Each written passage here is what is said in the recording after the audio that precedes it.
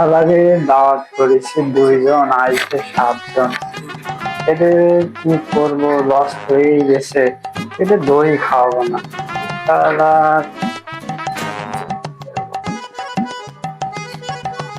ভাই, ভাত লাগবে না?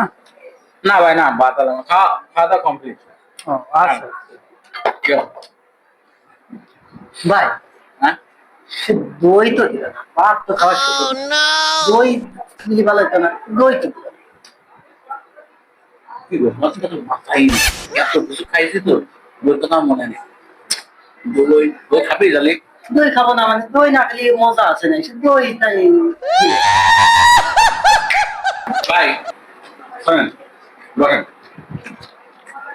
করছে কি, ওই যে আমরা ওই যে দশটা আসার সময় যে ওখানে নিচে নিচে পানি বাঁধিছে না, পানি বাঁধিছে না নিচে। হ্যাঁ, পানি আছে। ওই দেখি যে এই বড় ওই যে দৌড়া গেল না, এনতে প্রায় এত বড় একটা সাপ নাকি রাস্তা টাঙা দিয়েছে।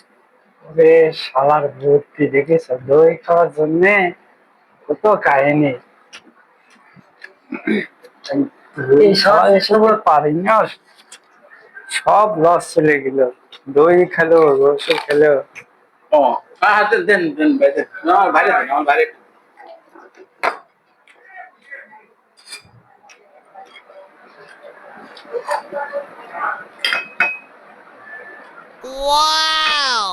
হ্যাঁ হ্যাঁ হ্যাঁ, গরম রে খা। খা, মরণের খা খা।